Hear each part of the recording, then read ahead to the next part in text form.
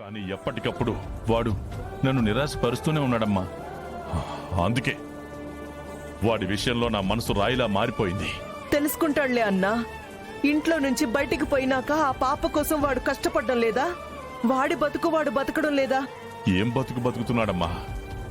ఆ అమ్మాయిని బాధ పెడుతూ, కళ్ల ముందు కనిపించే మనల్ని బాధ పెడుతూ, ఇదేనా వాడు బతుకుతున్న బతుకు? వాడు మారాలని, వాడి పద్ధతులు మారాలని, నా కొడుకని నేను గర్వంగా నలుగురిలో చెప్పుకోగలిగే పరిస్థితి రావాలని ఎన్నోసార్లు అనుకున్నాను. అప్పటి వరకు వాణ్ణి క్షమించలేను. ఇంతమందిని ప్రేమించే నాకు వాణ్ణి ప్రేమించాలని ఉండదా?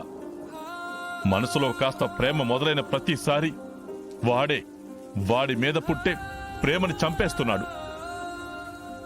వాడు చేసే తప్పులకి వాడు నష్టపోతే పర్వాలేదమ్మా. ఒకటికి 2 ప్రాణాలు పోయాయి. ఒక ఆడపిల్ల జీవితం నాశనం అయిపోయింది. అలాంటి వాణ్ణి ఎలా క్షమించమంటావు? ఇల్లు దాటిన తర్వాతైనా బాగుపడతాడంటే ఏం బాగుపడ్డాడు? ఖచ్చితంగా వాడు బాగుపడతాడన్నా. ఎప్పుడమ్మా? నేను పోయాకనా? అన్నా, అట్టంతా మాట్లాడబాకన్నా. ఏమ్మా, మాట అనగానే చచ్చిపోతానని భయపడుతున్నావా? వాడు చేసే పనులకి రోజు చస్తూ బతుకుతున్నానే. నీకంతగా కోపం ఉంటే కొట్టు, తిట్టన్నా. అంతేకాని ఇట్టా మనసులో పెట్టుకుని బాధపడితే ఎట్టన్నా? తిట్టే వయసు కాదు, కొట్టే వయసు అంతకన్నా కాదు. బిడ్డ తప్పు చేస్తే బతిమిలాడి చెప్తాం, తిడతాం, కొడతాం. అయినా దానికి రానప్పుడు వాడికి వెయ్యాల్సిన శిక్షలు మనం వేసుకోవడం తప్ప చేయగలిగింది ఏమీ ఉండదమ్మా. నేను చేస్తుందదే.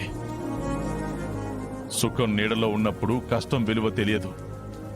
అదే కష్టం వేలు పట్టుకుని నడిస్తే సుఖానికి దారి అదే చూపిస్తుంది. ఇప్పుడు నేను చేస్తుంది అదే. 2 బిడ్డలు బాగున్నారు, వాడు బాగుండాలి.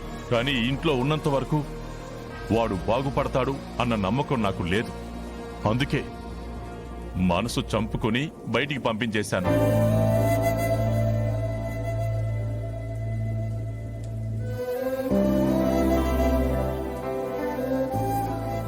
బిడ్డ మీద ఏ తండ్రికి ప్రేమ ఉండదమ్మా. ఆ ప్రేమని చంపేసుకున్న దురదృష్టవంతుడు వాడు దూరమై ప్రేమని దగ్గర చేసుకునే అవకాశం చచ్చిపోయినా ప్రేమని మళ్లీ బతికించుకునే అవకాశం ఒక్క ప్రేమ విషయంలోనే ఉంటుందమ్మా. ఎప్పటికైనా నాలో ప్రేమను బతికిస్తాడేమో అని